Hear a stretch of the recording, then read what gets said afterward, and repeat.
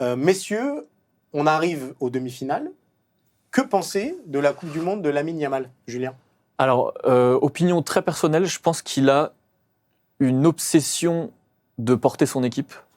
Je ne sais pas ce qui a joué sur ça, je ne sais pas si c'est la Coupe du Monde des stars, voir Mbappé porter les Bleus, voir Haaland porter la Norvège, voir Messi porter l'Argentine. Peut-être en Espagne, autour de lui. Aussi, mais j'ai l'impression qu'il a vraiment envie d'être le joueur qui va amener l'Espagne tout en haut, beaucoup plus qu'il ne l'était en 2024. Ouais. Où 2024, vraiment, il était l'individualité forte au service d'un collectif très fort aussi. Là, j'ai l'impression qu'il a un côté un petit peu plus individualiste. Alors, c'est peut-être qu'une impression, mais c'est quelque chose que j'avais déjà observé contre le Portugal et je me suis fait la même réflexion face à la Belgique. Et finalement, ça le pousse à ne pas jouer juste, ça le pousse à garder le ballon un peu trop longtemps, ça le pousse à ne pas faire la passe quand il doit la faire.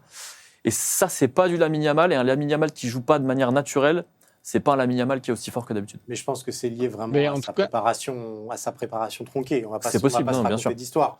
Il a quand même pas joué pendant 1 mois et demi avant d'arriver aux États-Unis. Il est revenu, on a senti que l'Espagne avait fait en sorte qu'il revienne assez vite. D'autant que, faut le rappeler, hein, le début de compétition de l'Espagne, ils font quand même match nul face au Cap-Vert. Il y a pas péril en la demeure, mais ils se disent au pays, bon, va peut-être falloir faire quelque chose quand même pour qu'on trouve autre chose offensivement. En plus, on a Nico Williams qui est sur le flanc. Donc peut-être qu'on a fait revenir aussi Yamal un petit peu trop vite. Et là, on sent que il n'est pas à 100%, tout simplement, Lamine Yamal. Et qu'en plus, comme tu l'as dit, peut-être qu'il y a quelque chose... moi, je pense que c'est beaucoup lié au climat médiatique qu'il y a eu avant cette Coupe du Monde. On a presque plus parlé de la Coupe du Monde de Lamine Yamal que de la Coupe du Monde de Kylian Mbappé ou d'Erling Haaland. C'était censé être l'avènement de ce gars-là. Bon, finalement, on voit que c'est Messi qui est toujours là, on voit que c'est Mbappé qui est encore là, on voit que c'est Haaland qui porte son équipe, mais pour l'instant, Lamine Yamal ne rentre pas du tout dans cette catégorie de joueur qui prend le destin de son équipe et qui l'amène un tout petit peu plus haut. Ouais, mais c'est aussi parce que tu es dans une Coupe du Monde aux États-Unis et tout ce qui intéresse les Américains, c'est juste les individualités, c'est-à-dire ils se contrefoutent totalement de l'expression collective d'une équipe. Yamal, encore à la mi-temps du match, là, sur la Fox, il n'y avait que des pubs avec lui, Ronaldinho, pour des célèbres marques de fast-food. Donc, en fait, voilà, c'est la Coupe du Monde des individualités, c'est la Coupe du Monde des stars. Et effectivement, il n'arrive pas à prendre le même train que les autres. Après, moi, je n'ai pas vu tous les matchs de l'Espagne, donc je suis très prudent. Je fais beaucoup plus confiance à vos analyses qu'aux miennes.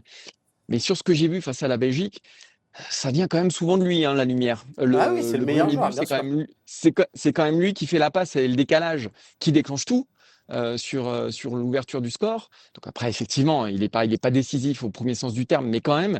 Et puis, tu sens que aussi pourquoi il prend l'équipe sur ses épaules, peut-être parce qu'il sent justement, comme on en parlait tout à l'heure, que c'est moins fluide qu'il y a 2 ans et que du coup, il force un petit peu. Mais est-ce que tu peux lui en vouloir? Moi, de ce que j'ai vu, en tout cas aujourd'hui, c'est que quand même... c'est le seul qui crée un peu quelque chose, tu vois, qui va revenir sur son pied gauche, qui va obliger Courtois à faire quelques parades. Donc, je ne sais pas si tu peux lui en vouloir, en tout cas, de vouloir porter cette équipe-là. Joël qui nous dit continuez seulement à sous-estimer Yamal, on se donne rendez-vous à la demi-finale. C'est pas du tout ce qu'on fait. On était juste sur une analyse de sa Coupe du Monde jusqu'à présent. On sait ô combien ce joueur est exceptionnel, fantastique. Et d'ailleurs, on va pas se raconter d'histoire. Je pense que Didier Deschamps, ça fait quelques semaines qu'il a cette éventualité de rejouer l'Espagne en demi-finale. Il a parlé de l'Espagne lui-même, Didier Deschamps. Je crois que c'était avant le match face à l'Irak pour dire l'Espagne est la grande favorite de cette équipe, donc il la connaît bien. Il va y avoir des plans anti-X, ça n'existe plus trop aujourd'hui dans le foot moderne. Mais je pense qu'Adrien Rabiot, sa tâche numéro 1, ça va vraiment être d'aller bloquer ce couloir-là. Et le choix de l'ailier gauche qui jouera, soit Barcola ou Doué, ce sera plutôt celui qui sera le plus à même d'aider Lucas Digne. Parce que là, il va falloir presque faire un 3 contre 1 parce que c'est vrai que la première équipe qui canalisera Lamine Yamal, de ce qu'on voit par ailleurs sur cette équipe d'Espagne, elle aura quand même réussi le gros du travail, on va dire. Je ne sais pas s'il n'y aura pas de plan anti-Yamal, parce que hier, il y a quand même eu un plan anti-Hakimi avec Doué, qui l'a vraiment obligé à défendre et à toujours le provoquer à défendre. De résultat, on n'a pas vu Hakimi. Tu parles de Rabiot, mais moi, je pense que le rôle de Doué sera capital aussi, mais vraiment capital, parce que hier, on a vu ce que ça a donné, parce que l'aile droite du Maroc, normalement, Hakimi Diaz, Voilà, c'est le danger numéro 1. Hier, ils n'ont pas existé, alors pour tout un tas de raisons, mais aussi parce que Doué et Digne, je tiens à dire Digne aussi, ont parfaitement canalisé l'affaire. Donc, les doutes qu'on pouvait avoir aussi sur Digne et l'inquiétude qu'on pouvait ressentir légitimement en le voyant défier Lamine Yamal est en partie amorti par ce qui s'est passé hier à Boston. Et Lamine Yamal, il aurait pu jouer pour le Maroc, hein, Martin. Ça aussi, c'est une injustice quand même. Il avait supporté le Maroc en 2022 d'ailleurs. Mais bien sûr, il a le maillot du Maroc. Alors, si vous voulez savoir pourquoi ou pas, il avait pas, parce que je sais pourquoi il n'a pas joué pour le Maroc. Mais vous voulez savoir ou pas?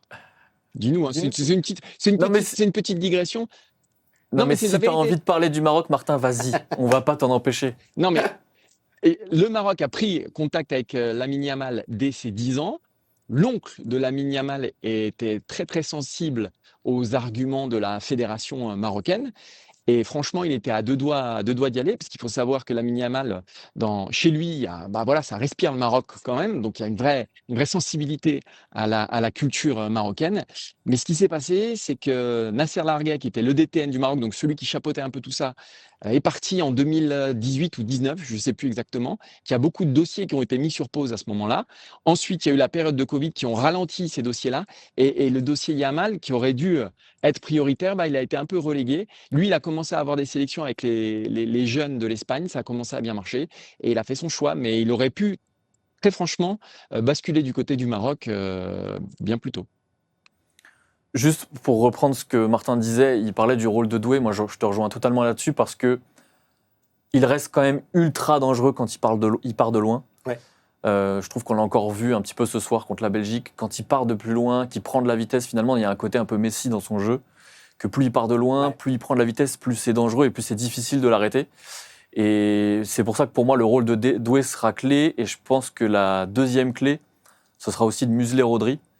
Parce que même si on sent bien que physiquement, il n'est pas au top, que c'est pas aussi fluide qu'à une époque, il a un côté, lui aussi, Sergio Busquets, où il n'a pas besoin d'être au top physiquement pour orienter le jeu, pour prendre le jeu à son compte et pour faire des différences et pour lancer des choses.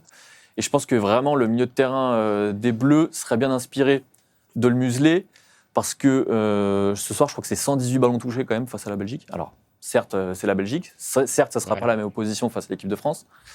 Mais quand on voit les difficultés des joueurs qu'il y a autour de lui, notamment Pedri qui n'était même pas titulaire ce soir, on se dit que s'il y a bien un mec à marquer et à ne pas laisser trop respirer, c'est lui.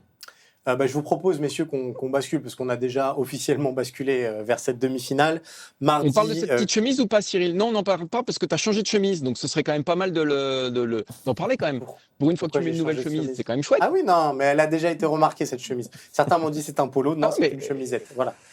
Non, mais c'est bien que tu changes de chemise et que tu laves tes affaires de temps en temps. C'est la vraie information de cette émission jusqu'ici. Je vous rappelle, alors bon, je préfère ne rien dire. Dit-il alors qu'il a ses chaussettes du Maroc depuis 3 mois, sans déconner. Exactement, merci Julien. Oui, je les ai jamais changées celles-ci, c'est sûr, elles iront jusqu'en finale.